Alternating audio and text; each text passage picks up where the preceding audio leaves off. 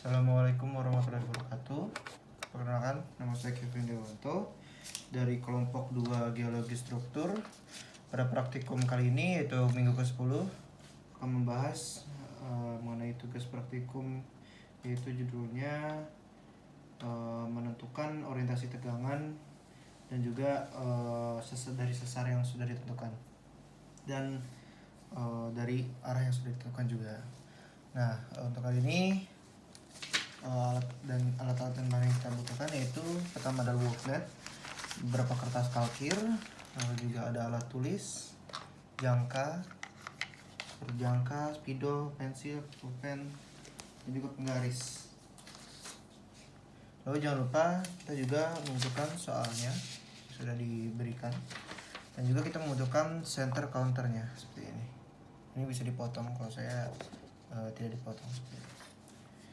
Oke, untuk pertama-tama kita mendapatkan soal yaitu tentukan orientasi, tegangan, dan jenis sesar utama yang membentuk kumpulan sesar berikutnya. Pertama-tama kita akan menggambarkan lingkarannya menggunakan wolfnet seperti ini.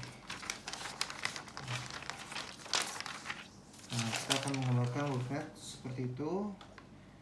Nah, kalau misalkan sudah menggambarkan wolfnetnya, maka tinggal kita lihat lagi ke dalam soalnya, disuruh menentukan terdapat sesar seperti ini, menentukan tegangan dan jenis sesarnya, apakah menurut kita ini sesarnya. Nah, pertama tadi kita sudah membuat lingkarannya di kalkir tadi. Jika sudah, nanti hasil akhirnya kita akan mendapatkan beberapa kalau misalkan dibilang strike dan dipnya.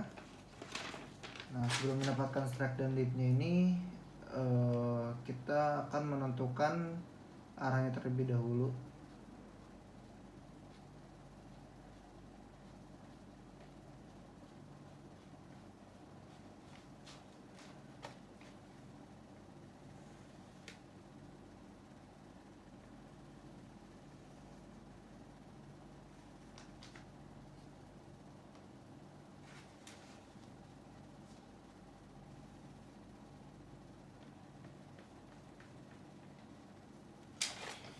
Untuk nomor 1, berarti kita akan menuliskan terlebih dahulu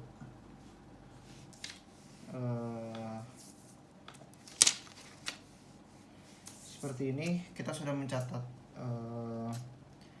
beberapa strategi-nya, yaitu sebesar ada sebanyak 8 buah.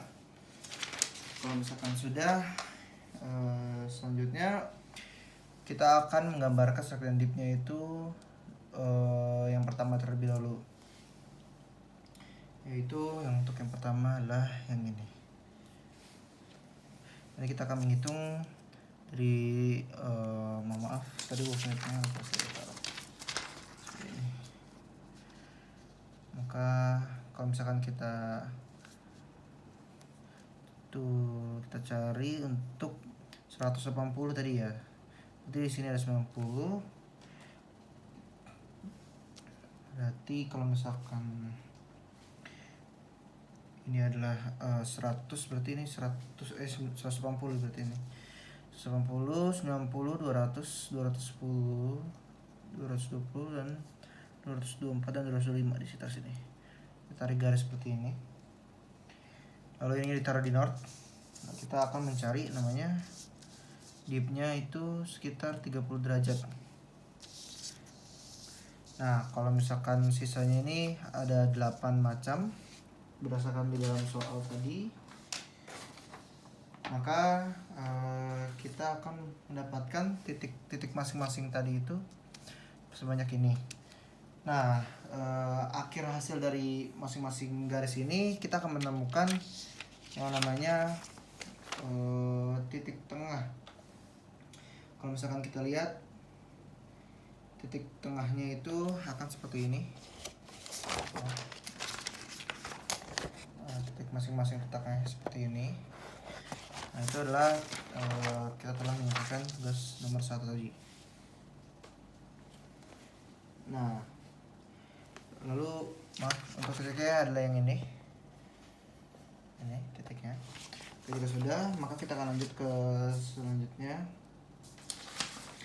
Maka kita harus menyalin yang namanya titik-titik tadi yang sudah kita dapatkan, yaitu yang ini. Tadi yang ini kita salin ke kertas yang lain. Kita salin di sini, maka silakan seperti itu. Maka kita akan selanjutnya akan menggunakan namanya center counter. Nah, fungsi center counter ini untuk menghitung berapa macam titik yang berada di dalam center counter ini. Titik yang tadi ini. Nah, kita akan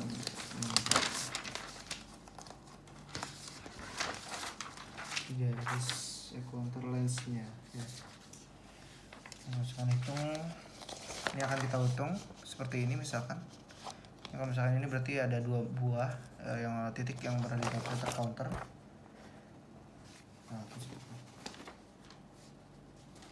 Nah, jangan lupa juga kita akan menghitung ini sebesar 90 derajat.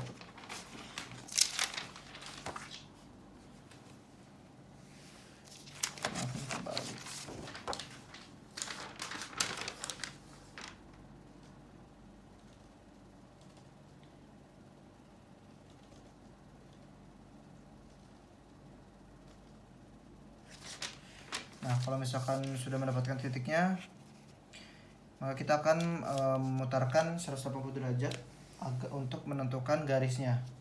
Nah, ini hasil akhirnya akan seperti ini. Jika sudah menemukan titiknya dan diputar 180 derajat untuk mencari garisnya masing-masing, maka persilangannya akan menjadi seperti ini. Untuk sigmanya, sigma 1-nya. Ini untuk sigma 2, maaf. Ini untuk sigma 2. Nah, untuk mencari sigma 3-nya itu, untuk mencari sigma 2-nya, maaf, itu harus dari 90 derajat dari sigma 3. Untuk sigma 3 itu tadi persilangan, untuk sigma 2 ini yang garis ini. Untuk sigma 1-nya sendiri itu berada di sini.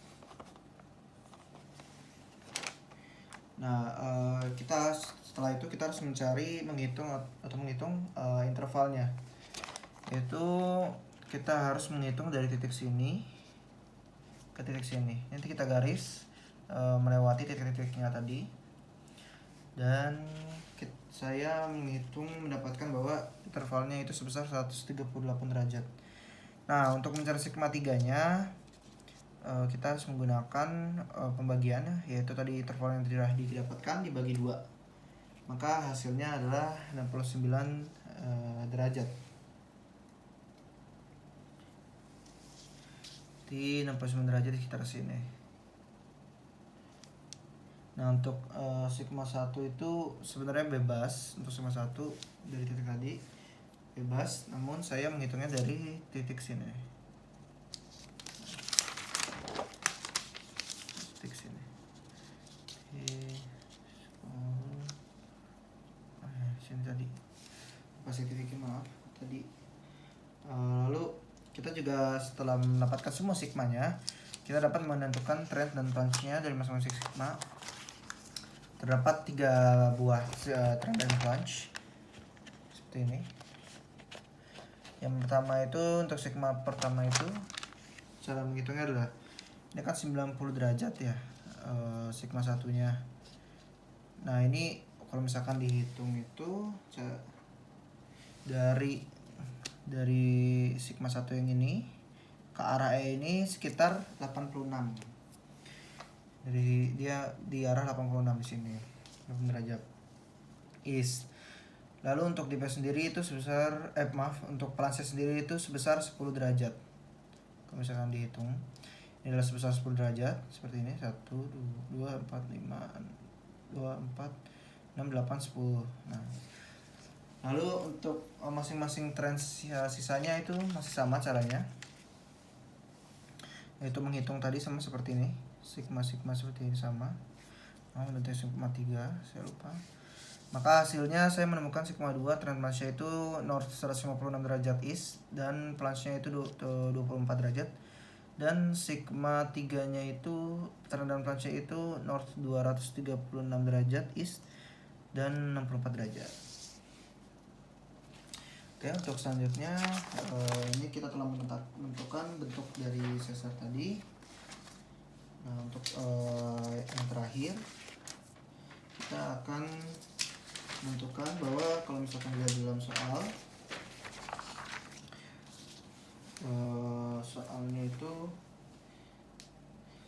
berapa orientasi tiga tegangan dari sesar naik dengan orientasi north 110 derajat east dan 88 derajat north, 60 derajat west. Oke. Kalau misalkan sudah diketahui tadi bahwa ini kita sudah mendapatkan tadi yang diketahui, maka kita tinggal mencari titiknya ini. Maka saya sudah mendapatkan bahwa 110-nya itu di bawah sini. Saya sudah mendapatkan bahwa 110 di bawah sini. Lalu juga kita sudah mendapatkan tadi 88 derajat juga sudah saya temukan tadi. Maaf, 110 derajat baru kita temukan tadi dari east. Baru di sini. Berarti ini kita bisa tulis bahwa ini adalah 110 derajat tadi. Nah, kita dapat menentukan bahwa ini adalah sebesar 88 derajat N. Maka dari titik N tadi ya, maka kita sudah bisa dapat menentukan sebesar 68 derajat. Saya menentukan bahwa ini adalah di sini. Sudah menentukan tadi pitch ya. Tadi tinggal pitchnya itu sebesar 60 derajat west. Maka kita akan menentukan titik pitchnya seperti ini. Menjauhi titik pitch tadi, kalau misalkan biar gampang ini kita pindahkan ke arah north agar lebih mudah seperti ini. Oke. Sini jangan lupa untuk diiritasi. Mencari pitchnya seperti ini, tarik garis. Nah, untuk menggambarkan bidangnya kita membutuhkan yaitu 90 derajat sebesar di sini dan juga di sini. Ini saya sudah menentukan bahwa bidangnya seperti ini. Itu titik bidangnya. Nah, kita dapat menggaris bidangnya ini dengan garis putus-putus. Seperti ini. Oke, jika sudah, maka kita telah mendapatkan trend dan plunge-nya, yaitu seperti tadi yang sudah kita dapatkan tadi, yang sudah kita gambarkan. Maka sigma satunya itu dihitung untuk pitch-nya itu 45 derajat menjauhi